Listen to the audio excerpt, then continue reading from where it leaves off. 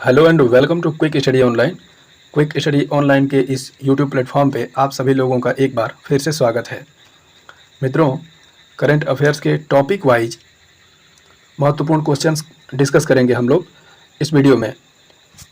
जो railway SSC, PSC, UP triple SC, police जैसी सभी एक दिवसीय परीक्षाओं के पॉइंट ऑफ व्यू से काफ़ी इम्पोर्टेंट है और फास्ट एंड क्विक रिवीजन होगा। और इस वीडियो में आज डिस्कस करेंगे हम लोग महत्वपूर्ण नियुक्तियां यानी इम्पोर्टेंट अपॉइंटमेंट्स, ठीक है, जो 2021-22 के दौरान चर्चे में आई थी। जो भी मित्र ग्रुप डी की परीक्षा देने वाले हैं वो इस क्लास को और बिल्कुल सचेत होकर ज्वाइन करेंगे, क्योंकि उनके लिए ये क्लास स्पेशल होने वाली है। दोस्त, यदि आप इस क्लास की फ्री पीडीएफ लेना चाहते हैं, डिस्क्रिप्शन बॉक्स में टेलीग्राम चैनल का लिंक दिया हुआ है, आप वहाँ ज्वाइन करके और पीडीएफ प्राप्त कर सकते हैं। मैं आपसे हाईली रिकमेंड करूंगा वीडियो में आप लास्ट तक बने रहें, क्योंकि बिल्कुल कम समय में क्विक एंड स्मार्ट तरीके से अधिक इन्फॉर्मेशन प्रोवाइड करने की पूरी कोशिश की जाएगी। चैनल पर यदि आपकी पहली विजिट है तो आप चैनल को सब्सक्राइब करके और बेल आइकन जरूर प्रेस कर दीजिएगा। अगली वीडियो की इंस्टेंट नोटिफिकेशन आप तक बिल्कुल आसानी से पहुँच जाएगी। तो चलिए वीडियो की फटाफट से शुरुआत करते हैं। फर्स्ट ऑफ ऑल हम लोग देखेंगे यूपीएससी के नए अध्यक्ष कौन बन गए हैं। तो इनका सही उत्तर हो जाएगा डॉक्टर मनोज सोनी। अच्छा, ये यूपीएससी क्या होता है इसके बारे में थोड़ा जान लेते हैं। देखिए, यूपीएससी यानी यूनियन पब्लिक सर्विस कमीशन, ली आयोग की अनुशंसा पर, ठीक है, वर्ष 1926 में इसकी स्थापना की गई थी। ये एक संवैधानिक संस्था है। भारतीय संविधान के भाग 14 में अनुच्छेद 315 से 326 तक इसकी चर्चा की गई है, ठीक है। और भारत में जो भी हायर रैंक यानी पोजीशन के जो भी ब्यूरोक्रेट्स हैं उनके रिक्रूटमेंट यानी भर्ती के लिए ये आयोग जाना जाता है। नेक्स्ट, भारतीय भूवैज्ञानिक सर्वेक्षण के महानिदेशक कौन बने हैं। तो इसका सही उत्तर हो जाएगा डॉक्टर एस राजू, ठीक है। भारतीय भूवैज्ञानिक सर्वेक्षण यानी आर्कियोलॉजिकल सर्वे ऑफ इंडिया, जिसे हम शॉर्ट में ASI बोलते हैं, इसकी स्थापना मार्च 1951 में की गई थी और इसका हेडक्वार्टर कोलकाता में है। ध्यान दीजिए, भारत में जितनी एजेंसियां हैं या फिर जितने लगभग इंस्टीट्यूशंस हैं, इन सभी के हेडक्वार्टर प्रायः दिल्ली में देखने को मिलते हैं, लेकिन यहाँ आप कंसंट्रेट करके ध्यान दीजिएगा, ASI का हेडक्वार्टर कोलकाता में है और इसके फाउंडर थॉमस ओल्डहैम हैं। अब यहाँ पर भूवैज्ञानिक सर्वेक्षण की बात हो रही है तो मैं आपको एक बात बता दूं, हाल ही में चर्चा की बात है। अब भारत का पहला भूवैज्ञानिक सर्वेक्षण केंद्र स्थापित किया गया है मध्य प्रदेश के जबलपुर में। जबलपुर में नर्मदा नदी के तट पर एक लम्हेटा गांव है, वहां पर ये भारत का पहला भूवैज्ञानिक सर्वेक्षण केंद्र स्थापित किया गया है, ठीक है। अच्छा, ये डॉक्टर एस राजू जो हैं, ऐसा ही एक मिलता जुलता नाम और भी चर्चे में आया है। जैसे भारतीय जो थल सेना है उसके उप प्रमुख बनाए गए हैं डॉक्टर BS राजू, उनका नाम है। ये केवल एस राजू हैं और वो BS राजू हैं, तो हमें कंफ्यूज नहीं होना है। आप ध्यान देकर इन चीज़ों को क्लैरिफाई रखिएगा। नेक्स्ट, भारतीय प्रेस परिषद के अध्यक्ष कौन बने हैं। तो इसका सही उत्तर हो जाएगा रंजना प्रकाश देसाई, ठीक है। भारतीय प्रेस परिषद की स्थापना 4 जुलाई 1966 को हुई थी। प्रेस की स्वतंत्रता, सुरक्षा और पत्रकारों की अभिरुचि को ध्यान में रखते हुए इस संगठन को बनाया गया था। क्योंकि यहाँ इस प्रश्न में प्रेस का जिक्र आया है तो हम लोग इससे रिलेटेड कुछ बातें डिस्कस कर लेते हैं। देखिए, भारतीय संविधान में अनुच्छेद 19A के तहत हमें प्रेस की स्वतंत्रता दी गई है और ये एक प्रकार का मूल अधिकार है।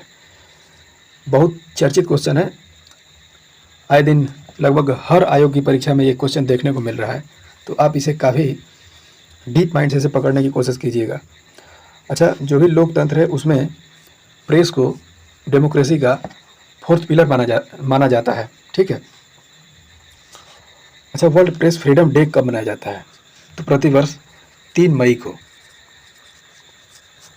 वर्ल्ड प्रेस फ्रीडम डे मनाया जाता है। अच्छा, नेशनल लेवल यानी इंडिया में राष्ट्रीय पत्रकारिता स्वतंत्रता दिवस मनाया जाता है 17 नवंबर को, ठीक है। और आपने वर्ल्ड प्रेस फ्रीडम इंडेक्स का नाम सुना ही होगा। वर्ल्ड प्रेस फ्रीडम इंडेक्स में फर्स्ट पोजीशन पर है नॉर्वे। अपना भारत इसमें किस स्थान पर है, तो 150वां, ध्यान रखिए। पिछले साल 142वां, यदि मैं सही बोल रहा हूँ तो, लेकिन इस बार स्थिति और ख़राब हुई है और इस बार फाइनली 150वां स्थान इंडिया को मिला है। नेक्स्ट, बार्क इंडिया के अध्यक्ष कौन बने हैं, तो इसका सही उत्तर है शशि सिन्हा, ठीक है।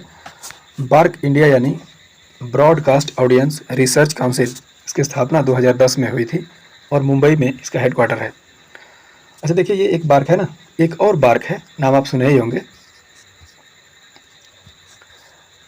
ठीक है। इस बार्क का मतलब है Bhabha atomic research centre.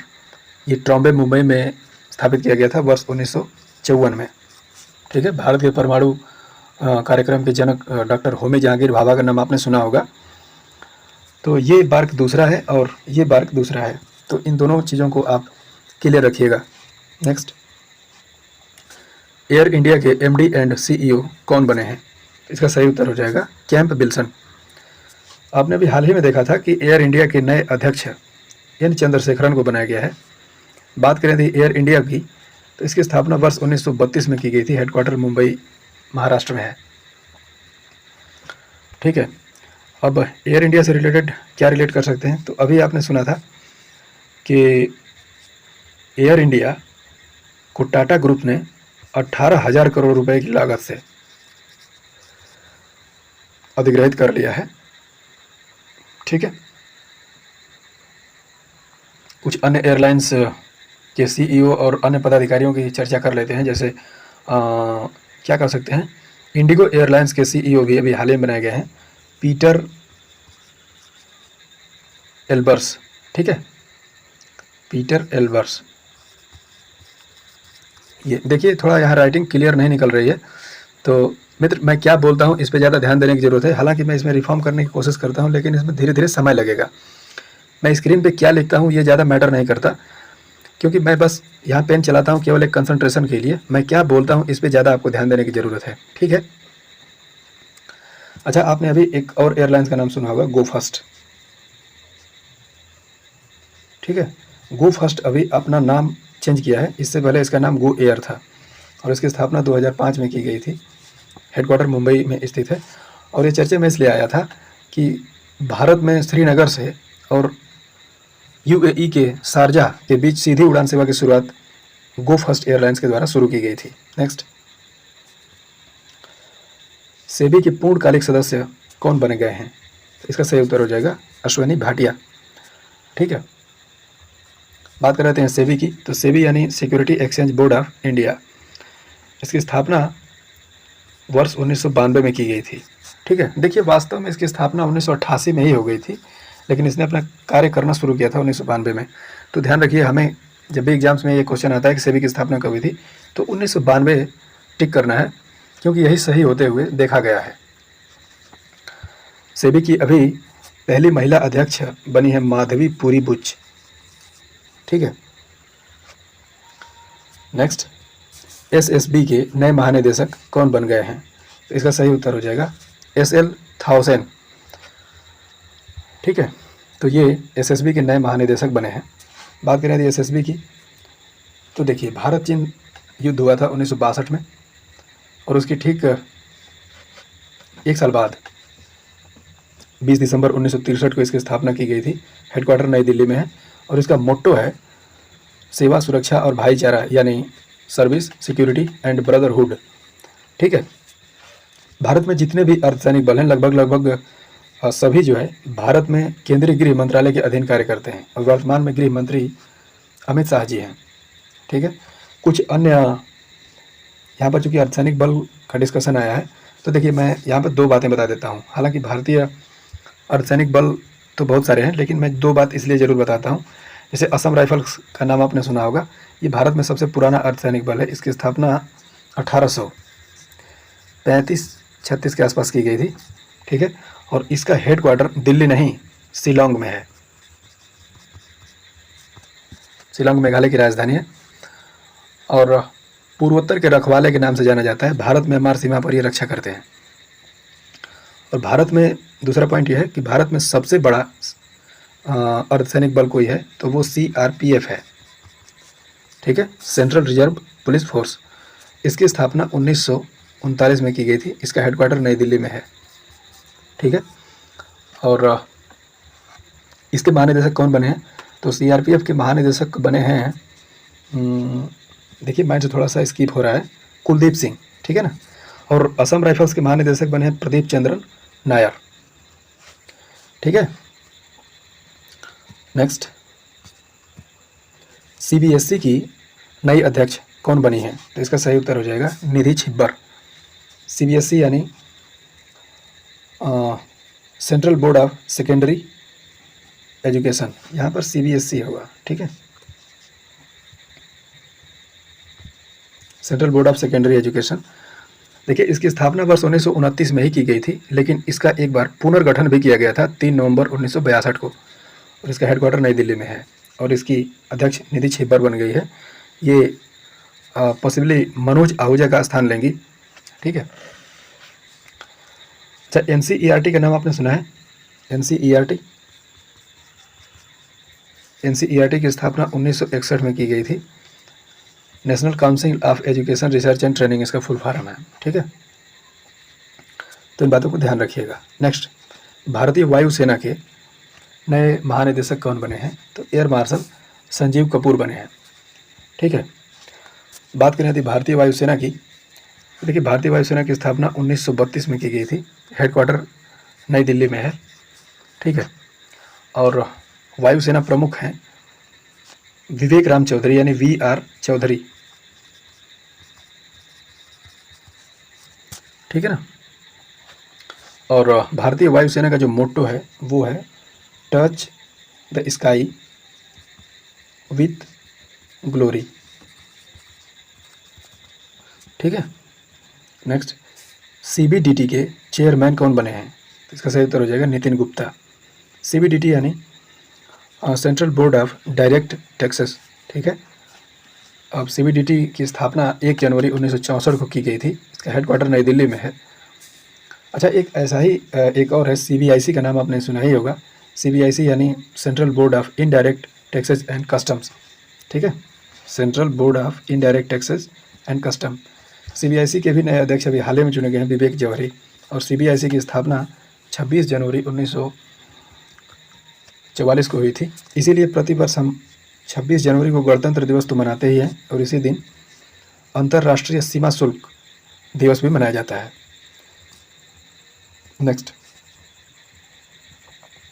Twitter के शिकायत अधिकारी कौन बने हैं तो देखिए ट्विटर ये तो एक विदेशी सोशल मीडिया कंपनी है, लेकिन भारत में एक शिकायत अधिकारी नियुक्त किया गया है, विनय प्रकाश को। और ट्विटर के जो CEO बने थे अभी हाल ही में, भारतीय मूल के हैं, पराग अग्रवाल, ठीक है।